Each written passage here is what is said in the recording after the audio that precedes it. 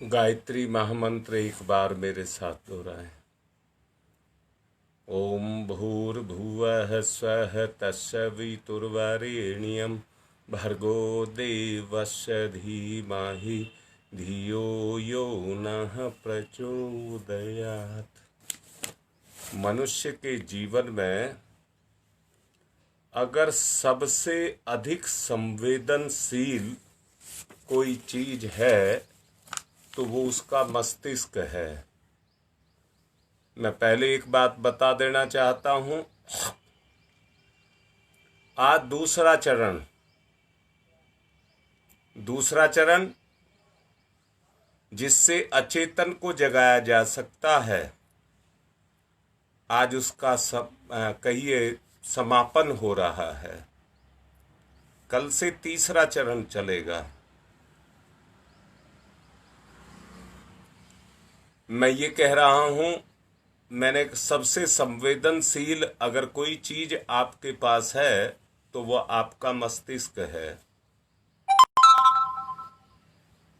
वो मात्र सोचने विचारने के ही काम नहीं आता है। बहुत पहले आप सबसे जब अनुष्ठान भी शुरू नहीं किया गया था तब कहा था यह अनुष्ठान बड़ा विशेष होगा, और वो इसलिए कहा था आज उसका बहुत बड़ा भाग आपके सामने आने जा रहा है। आज का जो प्रवचन होगा बड़ा विशेष प्रवचन होगा। ये जो मस्तिष्क है ये मात्र सोचने विचारने का ही काम नहीं करता है। मैंने आप लोगों से कल कहा था कि जब हम खाना खाते हैं तो मात्र जीभ चलाते ही नहीं है। जीभ चलती है तो अपने सुख के कारण चलती है। ईश्वर ने उसके पीछे चलने के लिए कारण पैदा कर दिया, जीभ का सुख।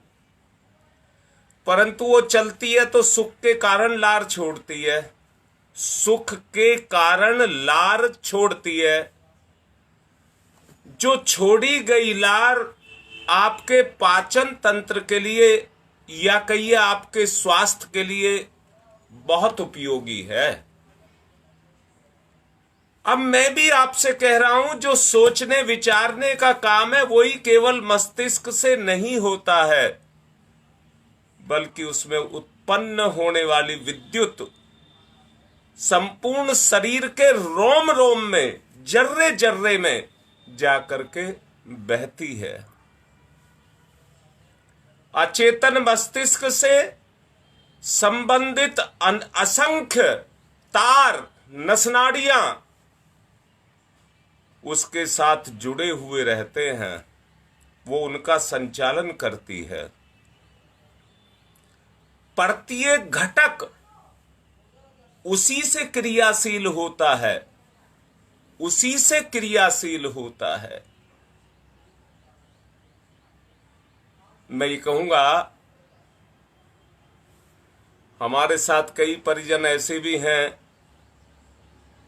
जो डॉक्टर हैं, जो जुड़े हुए हैं। मैं उनसे विशेष आग्रह कर रहा हूं, आज के प्रवचन को सब ध्यान से सुनें। अचेतन मस्तिष्क है, उसके साथ अचेतन का जो संबंध है इस मस्तिष्क से है। प्रत्येक घटक तक पहुंचने वाली जो व्यवस्था है, जो विद्युत है, उसकी एक सुव्यवस्था ईश्वर ने बना करके रखी है। आवश्यक आदेश देते हैं तो वो समस्याओं का समाधान करते हैं। ये तो बात हुई शरीर की, ये शरीर की चर्चा हुई।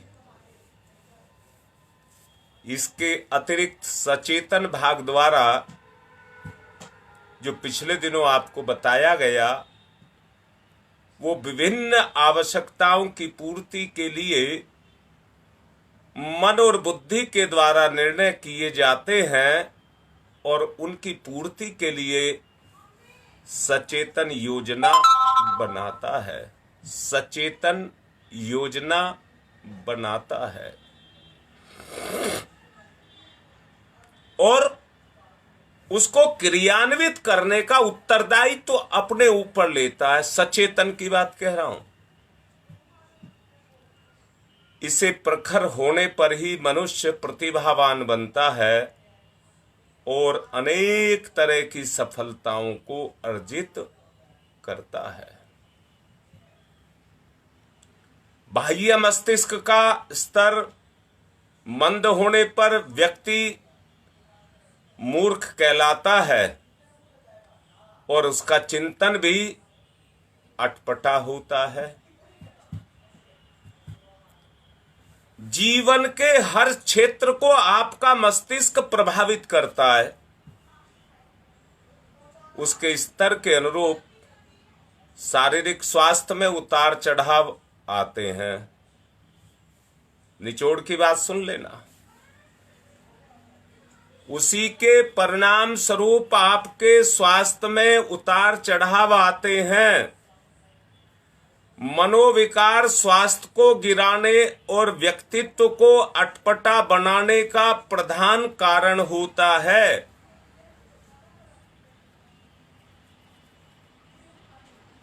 मैंने फिर से कह रहा हूं, मन में ही अगर विकार हो गए, मस्तिष्क के कारण ही पैदा होते हैं, तो उन विकारों के पैदा हो जाने से जो आपका संतुलन है, चेतनात्मक संतुलन है, वो मन के साथ में अटपटा हो जाएगा। किसी व्यक्ति के व्यक्तित्व की, गुण की, कर्म की, स्वभाव की दिशा उसी आधार पर बनती है जिस आधार पर मस्तिष्क को किस प्रकार प्रशिक्षित और अभ्यस्त किया जाए, सचेतन को।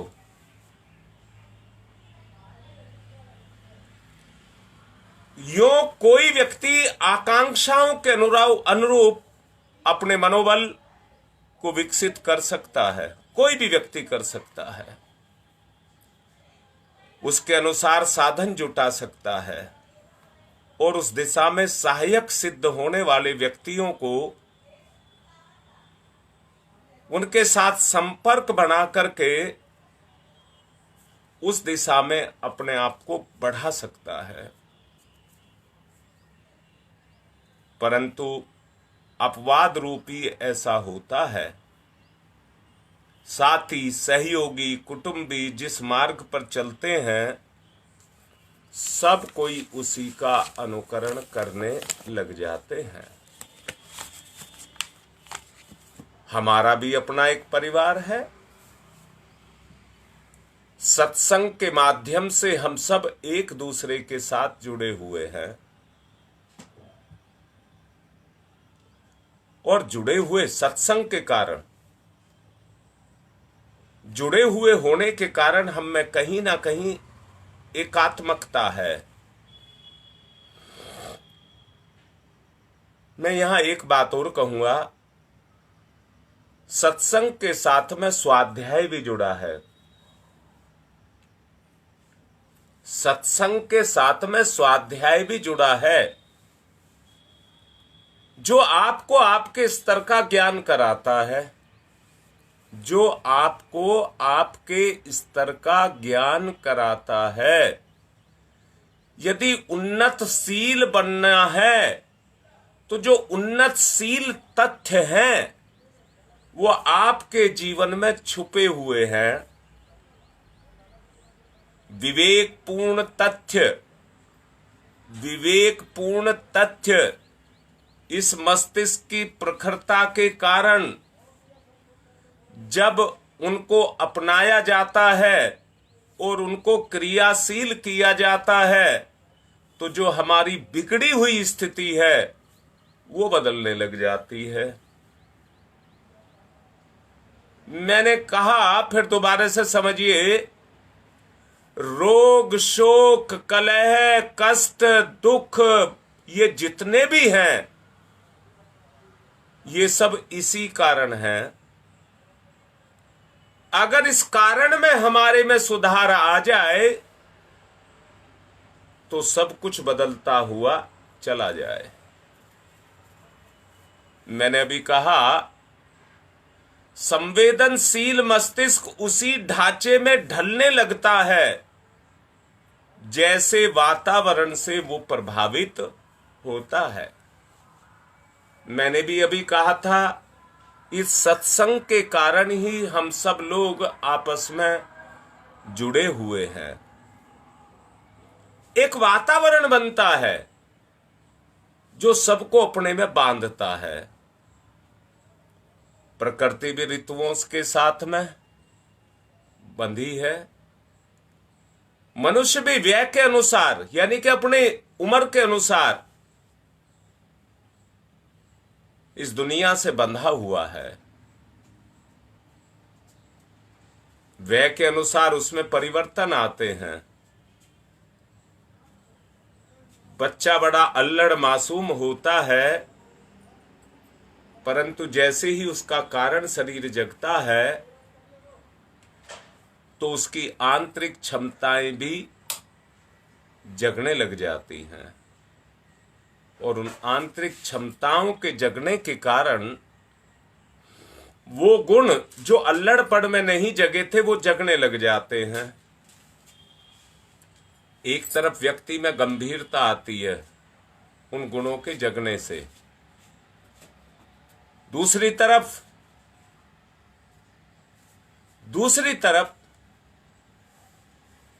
अगर अपने अंदर वो मादा ना हो, धैर्य ना हो,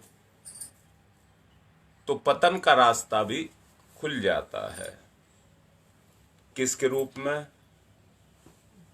बताता हूं, काम, वासना, मनोरंजन, इनकी उमंगे आदमी में पैदा होने लग जाती हैं। और ये किसके कारण होती हैं? हार्मोन्स क्रियाशील होते हैं। हार्मोन्स क्रियाशील होते हैं। हार्मोन्स का संबंध हमारे स्वास्थ्य के साथ, मन स्थिति के साथ जुड़ा हुआ है। किंतु सिंचित संस्कार भी भले बुरे कर्मों के लिए जिम्मेदार होते हैं, क्योंकि सिंचित संस्कार जो पिछले जन्म से हमारे साथ लगे हुए रहते हैं। मैंने एक प्रवचन में आप लोगों को बताया था कि अगर कोई व्यक्ति इस जन्म में बीड़ी पीता है और वो मर जाए तो उसकी बीड़ी छूटी नहीं है, वो उसके संस्कार में बैठी है।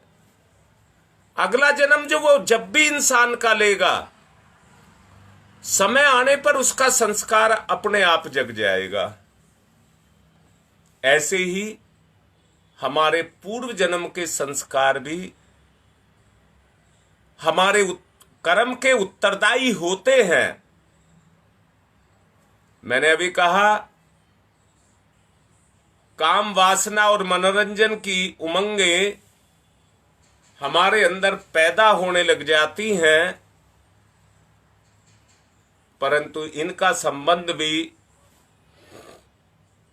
हमारे उन हार्मोन्सों से जुड़ा हुआ है जिसके अंदर उस तरह के संस्कार होते हैं। वो वैसे ही अपने मस्तिष्क के गुण कर्म से प्रभावित होकर के उसी तरह के कर्म करने लग जाता है। मस्तिष्क माता के गुण कर्मों से अत्यधिक प्रभावित होता है। इसलिए कहा जा सकता है कि सुसंतति प्राप्त करने की आकांक्षा अगर पूरी करनी है तो जननी के स्तर को ऊंचा करना पड़ेगा। उसके लिए स्वास्थ्य शिक्षण के अतिरिक्त ऐसा वातावरण भी हमको बनाना होगा जिसमें प्रसन्नता के साथ साथ नैतिकता की भी शिक्षा मिलती रहे। सुयोग संतान के लिए जननी का स्तर ऊंचा उठाने का प्रयत्न हम सबको करना पड़ेगा। दूध पीने की तरह स्वभाव की भी विशेषताएं बहुत कुछ माता से प्राप्त होती हैं। ये मानसिक विकास का पहला अध्याय है। दूसरे अध्याय में स्कूली शिक्षा आती है। दूसरे अध्याय में स्कूली शिक्षा आती है। उसका एक निर्धारित पाठ्यक्रम है। उसी के सारे विविध जानकारियों को प्राप्त करता है और प्राप्त करके उस आवश्यकता को अपने अंदर महसूस करता है। किंतु अध्यापकों और साथियों के स्वभाव से बनने वाला वातावरण भी मानसिक विकास में कम सहायक नहीं होता है। अर्थात संगति का प्रभाव भी व्यक्ति को प्रभावित करता है। इसलिए बुद्धिमान बनना ऐसे वातावरण में रह करके अपने आप को ढालना कि जिसमें हमारा मानसिक स्तर ऊंचा होता चला जाए। जितनी मूर्खताएं, अज्ञानताएं, जड़ताएं हमारे साथ जुड़ी हैं, वो छूट करके चैतन्यता में बदलने लग जाती हैं। मानव मन की विभिन्नताएं और विशेषताओं में प्रकृतिगत सूक्ष्म प्रभावों का भी प्रभाव होता है। वो भी उसको प्रभावित करता है।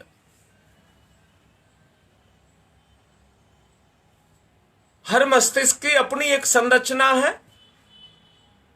हर मस्तिष्क की अपनी एक संरचना है। बाह्य संरचना तो सबकी एक सी है,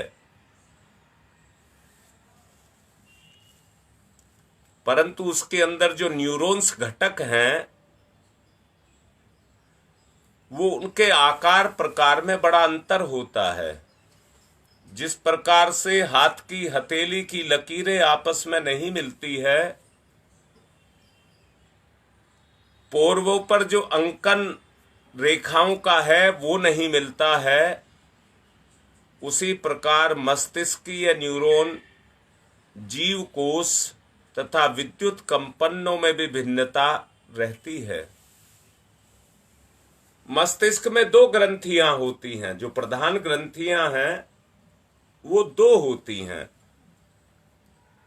एक को कहते हैं प्यूटिटरी और दूसरे को कहते हैं पीनियल। ये दो ग्रंथियां होती हैं जो हार्मोन्स को छोड़ती हैं। यह मैं फिर से कहूंगा, जितनी भी ग्रंथियां हमारे अंदर हैं, एक ग्रंथि नाभि के नीचे है, एक नाभि में है, एक हृदय में है, एक गले में है और एक मस्तिष्क में है, एक सहस्रांश में है। इन सब का काम अपने अपने स्तर के हार्मोन्स को छोड़ना है। दो ग्रंथियां बताई, पीनियल और प्यूटिटरी, दो ग्रंथियां आपको बताई गई। ये अपने हार्मोन्स को उत्सर्जित करती हैं। तो मस्तिष्क के जो न्यूरॉन हैं वो जीव कोश और विद्युत कंपनों में भिन्नता को पैदा कर देते हैं, स्तर अलग अलग होने के कारण। हार्मोन्स स्तर के स्रावों का प्रभाव बहता रहता है। मैंने अभी जैसा कहा, व्यक्ति भोजन करता है, उसकी जीभ चलती है, वो ग्रंथि रस छोड़ती है, उसको सुख मिलता है। ऐसे ही जिस कर्म में आप रस को लेते हैं, ये प्रवाह छोड़ता है, अपने रस को छोड़ता है। और जिस कर्म में आप रस को लेते हैं, उस कर्म में रस को लेकर के आप उस कर्म को करके उसके साथ में एक उमंग को, उत्साह को आप महसूस करते हैं। यह अंतर प्रवाह है। इसकी न्यूनता, अधिकता और दिशा के अनुरूप मनुष्य की जो अभिरुचि है वो अंदर से जगती है और उसी के अनुसार उसकी प्रतिभा भी जगती है। वंशानुक्रम से पीढ़ियों के मिले उत्तराधिकार भी इसी क्षेत्र में विद्यमान रहते हैं। ग्रह नक्षत्रों के विकरण एक मस्तिष्क पर एक प्रकार का प्रभाव डालते हैं तो दूसरे पर दूसरे प्रकार का। उसी से ज्योतिष की रचना हुई, उसी से ज्योतिष की रचना हुई। किसकी प्रकृति पर किस तरह का प्रभाव ग्रह का पड़ रहा है, उसी तरह का कर्म व्यक्ति करता चला जाएगा और उसी पर फलित ज्योतिष का निर्माण हुआ। ऐसे ही अनेक कारण देखते हुए लगता है कि मस्तिष्क एक प्रकृतिगत देन है। उसी के आधार पर मनुष्य मूर्ख और बुद्धिमान बनता है। उसी के आधार पर मैं फिर से ये कह रहा हूं, अगर साधने की जरूरत है तो मैंने जो आपको आपका सूक्ष्म शरीर, ये वाला शरीर, अचेतन मस्तिष्क, इसके लिए जो कहा, ये आपके जीव के स्तर का उत्तरदायी है। ये ही आपके जीवन को आगे बढ़ाता है या गिराता है। जीव जैसी अपनी सोच को बनाता है, उसी सोच के अनुसार उसका जीवन का स्तर बनता हुआ चला जाता है। मस्तिष्कीय तथ्य ये बताते हैं कि सौंदर्य और कुरूपता की तरह मस्तिष्क की विलक्षण प्रकृति,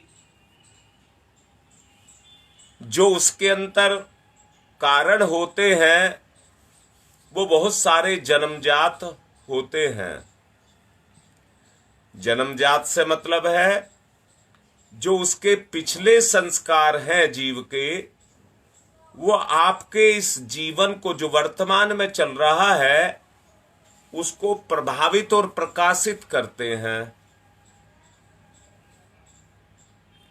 इतने पर भी एक बात कहूंगा कि संकल्प का एक विशेष महत्व है। संकल्प का एक विशेष महत्व है। जो व्यक्ति जितना संकल्प, दृढ़ संकल्पवान होगा, जिसने जितना निश्चय कर लिया, जिस क्षेत्र में कर लिया, वो उस कर्म को पूरा करके ही रहेगा। प्रकृति संरचना को उलटने की और तीक्ष्णता उसमें पैदा करने की ताकत, सामान्य जनों से अपने आप को ऊंचा उठाने की ताकत आपके इन हार्मोन्स के अंदर विद्यमान होती है। मनुष्य उसमें कोई आश्चर्यजनक परिवर्तन कर सकता है। सुधारना ही नहीं, बिगाड़ना भी इसी का उत्तरदायित्व है। जिस प्रकार औषधियों का शरीर के विभिन्न अवयवों पर प्रभाव पड़ता है, उसी प्रकार हमारी संकल्प शक्ति का और स्वाध्याय का प्रभाव भी हमारे जीवन की चेतना की गतिविधियों पर जाकर के पड़ता है। मानसिक क्षमता को वो प्रभावित करता है और आश्चर्यजनक परिवर्तन ला करके खड़ा कर देता है। जिस प्रकार आहार का शरीर क्रम के साथ भारी संबंध है, उसी प्रकार आकांक्षा, चिंतन प्रक्रिया, संकल्प शक्ति मनय संस्थान को प्रभावित करती है। संकल्प शक्ति। मैं फिर से कह रहा हूं, उस संरचना को कितना महत्व क्यों ना हो, वातावरण से, प्रकृति के प्रभावों से वो कितना ही प्रभावित क्यों ना रहता हो, इस सब में इतनी शक्ति नहीं है जितनी शक्ति के आपके संकल्प के अंदर है। मैं फिर से कहूंगा, जो व्यक्ति संकल्प का धनी है वो अपनी इच्छा के अनुसार अपने संकल्पों के बल पर वो अपने स्वभाव को इधर से उधर तरोड़ मरोड़ सकता है और उसमें परिवर्तन ला सकता है। उसे सुधारा बदला तभी जा सकता है जैसा आपका संकल्प उभरे। यहां तक के उल्टा भी जा सकता है। इस दृष्टि से ये जितना सशक्त और महत्वपूर्ण है उतना ही कोमल भी है। ये उतना ही कोमल भी है, परंतु कोमल होने के कारण उसके चिंतन में जो विचार उतरेंगे वो उच्च स्तरीय होंगे।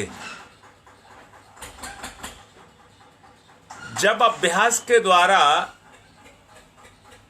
आप उसको लाएंगे, संकल्प को अपने जीवन में लाएंगे, तो वो आपके जीवन में परिवर्तन को लाता चला जाएगा और परिवर्तन को स्वीकार करने में आनाकानी जो हमारी आदतें अभ्यस्त ढर्रे पर ढली हुई होती हैं, उनको बदल करके बनाना या बिगाड़ना, वो सब उसी के साथ जुड़ा हुआ है। संकल्प शक्ति के दबाव में आमूल चूल परिवर्तन हो सकता है। सामान्य व्यक्ति असामान्य बन सकता है। संकल्प शक्ति के रूप में मिला वरदान इतना समर्थ है कि भौतिक या आत्मिक किसी भी क्षेत्र में प्रगति मार्ग में संपन्न होने वाली प्रत्येक बाधा को पैरों तले रोंद सकता है और सफलता के क्षेत्र में आगे बढ़ सकता है, कदमों में बिछा सकता है, सफलता को कदमों में बिछा सकता है। संसार में जितने भी महापुरुष हुए हैं, जिन्होंने अपनी असाधारण प्रतिभाओं को प्रदर्शित किया है, उनके मूल में उनका दृढ़ संकल्प ही कार्यरत रहता है। यही वो बल है जिसके आधार पर व्यक्ति महान लक्ष्य को साहसिक यात्राओं के द्वारा संपन्न कर सकता है। नेपोलियन का नाम आपने सुना होगा। बताते हैं उसकी डिक्शनरी में नकारात्मक कोई शब्द नहीं था। वो ये कहता था कि जो मैं ठान लेता हूं उसे करके रहता हूं। उसने आल्पस पर्वत को सेना सहित पैदल पार कर दिया था, जो अनोखा कीर्तिमान था। शेरपा, तानसेन, हिलेरी, इन्होंने भी सर्वोच्च जो उतंग चोटियां थी, गौरी शंकर चोटी जो एवरेस्ट में है, वहां तक पहुंचने का दुस्साहस किया था और वहां अपनी विजय पताका को लहराया था। ये उद्घोष किया था कि इस संसार में कुछ भी ऐसा दुष्कर कार्य नहीं है जिसे संकल्प बल से संपन्न ना किया जा सके। आत्मिक क्षेत्र में उच्च स्तरीय लक्ष्य तक पहुंचने वालों में ध्रुव और सप्तऋषियों की गणना बड़ी महत्वपूर्ण है, जो अभी भी आकाश में ज्योति पुंज बनकर के चमकते हैं, जिनके आधार पर दिशाओं का निर्धारण होता है। ध्रुव तारा दिशा सूचक है। रात्रि में आत्मबल की सर्वोच्च सिद्धि प्राप्त करने के लिए ऋषि मंडल ने अपनी गरिमा और जनसाधारण का ध्यान आकर्षित किया था और कहते हैं कि सामान्य स्थिति में भी जन्मे हुए मनुष्य अजस्र श्रेय को प्राप्त करने में सफलता को प्राप्त कर गए, पर आवश्यकता मात्र एक ही है। आवश्यकता मात्र एक ही है कि अपने संकल्प बल को संजो करके रखा जा सके। आत्मिक क्षेत्र में उच्च स्तरीय लक्ष्य तक पहुंचने वालों में जो अभी आपको कहा, ध्रुव और सप्तऋषि जो वहां तक पहुंच पाए, उन्होंने वो साहसिक संकल्प लिए थे जिनको पूर्ण करके वो वहां तक पहुंचे। पूर्व आभास, आदतें, कुसंस्कारों का बदलना कठिन तो है, पर इतना नहीं जिसे प्रचंड संकल्प के सहारे निरस्त ना किया जा सके। तुलसीदास, सूरदास युवा काल में कामुकता और नैतिकता की मर्यादाओं की दृष्टि से ही जीवन जीते थे, परंतु जब उन्होंने अपने आप को बदल डालने का निश्चय किया तो उनकी पुरानी आदतों को बदलने में देर नहीं लगी, बदल गई। देर नहीं लगी, वो बदल गई। सामान्य लोग असमंजस में पड़े रहते हैं, आत्मनियंत्रण में सफलता ना मिलने का रोना रोते रहते हैं, दृढ़ संकल्प का आश्रय जो हमको लेना चाहिए उसको नहीं लेते हैं।